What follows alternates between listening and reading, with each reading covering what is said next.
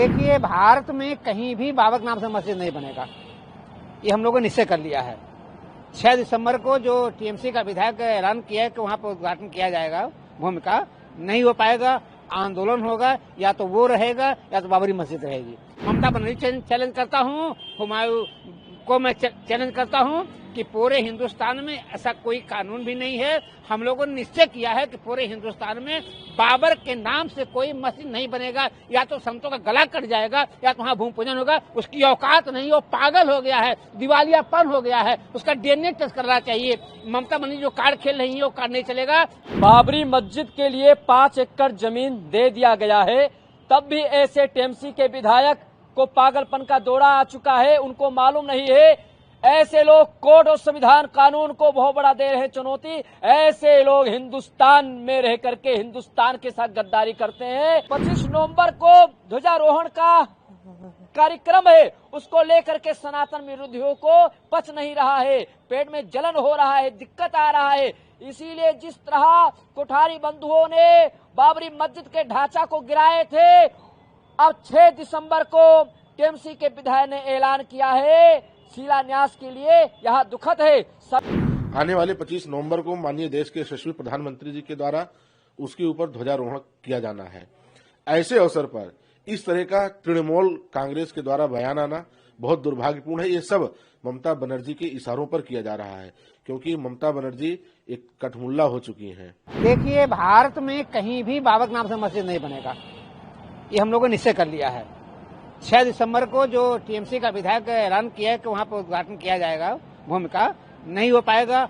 आंदोलन होगा, या तो वो रहेगा या तो बाबरी मस्जिद रहेगी। हम अयोध्या के संत निश्चय कर चुके हैं कि पूरे हिंदुस्तान में बाबर के नाम से कोई मस्जिद नहीं बनेगा, नहीं बनेगा, नहीं बनेगा। हुमायूं बाबर की औकात नहीं है कि 6 दिसंबर को वहां पर वो कर पाएगा।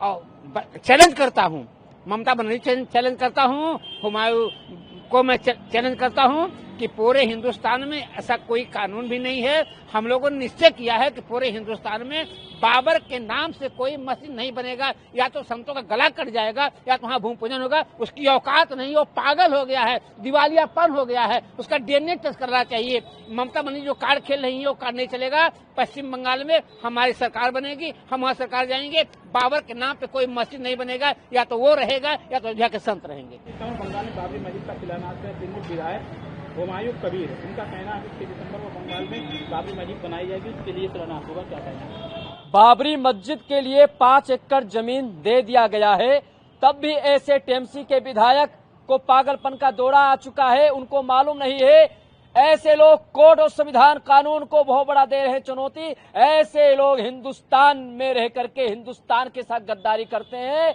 मैं ऐलान करता हूं कि 6 दिसंबर को जो बाबरी मस्जिद का शिलान्यास के लिए ऐलान कर रहे हैं, वो नहीं रहेंगे और न बाबरी मस्जिद वहां रहेगा, क्योंकि ये सनातनियों को चोट पहुंचाने वाला बहुत बड़ा ऐलान है उनका। जो 25 नवंबर को ध्वजारोहण का कार्यक्रम है, उसको लेकर के सनातन विरोधियों को पच नहीं रहा है, पेट में जलन हो रहा है, दिक्कत आ रहा है। इसीलिए जिस तरह कोठारी बंधुओं ने बाबरी मस्जिद के ढांचा को गिराए थे, अब 6 दिसंबर को टीएमसी के विधायक ने ऐलान किया है शिलान्यास के लिए। यह दुखद है। सभी सनातनी वहां जाएंगे, सभी साधु संत जाएंगे और वहां पे जिस तरह उसने बयान दिया है कि 6 दिसंबर को शिलान्यास होगा, वहां शिलान्यास नहीं होने दे। अगर हो भी गया तो उसको जड़ से समाप्त कर देंगे। ये भारत की भूमि है, मेरे राम और कृष्ण की भूमि है। यहाँ कोई बाबर नहीं आया है, ना कोई औरंगजेब आया है। औरंगजेब का और बाबर का नामो निशान मिटना चाहिए। हम लोग होने नहीं देंगे शिलान्यास। और जो ममता बनर्जी जी जिहादी और कट्टरपंथियों को पालती है, घुसपैठियों को पालना चाहती है, और ममता बनर्जी जी का चलने वाला नहीं है।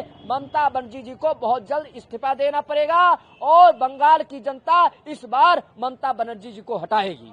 हुमायूं कबीर ने 6 दिसंबर को बंगाल में बाबरी मस्जिद शिलान्यास समारोह की घोषणा की है। महाराज जी किस नजर से इसको देखते हैं? देखिए, हुमायूं कबीर ने जो इस तरह का 6 दिसंबर को बाबरी मस्जिद बनाने का घोषणा किया है, वो दुर्भाग्यपूर्ण बयान है, क्योंकि भारत के अंदर किसी भी बाबर का कोई स्थान नहीं है। एक बाबर का विवाद था भारत के अंदर अयोध्या राम मंदिर पर, जो माननीय उच्चतम न्यायालय के द्वारा साबित हो गया कि हाँ, बाबर नाम का कोई भी चीज नहीं था और उसके फैसला के उपरांत यहाँ पे भव्य और दिव्य राम मंदिर बनकर के तैयार हुआ। हम सभी लोग इसमें भगवान राम लला का दर्शन करते हैं। आने वाले 25 नवंबर को माननीय देश के यशस्वी प्रधानमंत्री जी के द्वारा उसके ऊपर ध्वजारोहण किया जाना है। ऐसे अवसर पर इस तरह का तृणमूल कांग्रेस के द्वारा बयान आना बहुत दुर्भाग्यपूर्ण है। ये सब ममता बनर्जी के इशारों पर किया जा रहा है, क्योंकि ममता बनर्जी एक कठमुल्ला हो चुकी हैं और इनका इस तरह से इनके पार्टी का हुमायूं कबीर का बयान आना देश में अशांति फैलाने का कार्य करेगा। मैं भारत सरकार से निवेदन करूंगा तत्काल प्रभाव से इन लोगों के ऊपर बैन लगाना चाहिए और बंगाल में राष्ट्रपति शासन लगा करके इन लोगों को बाहर करना चाहिए।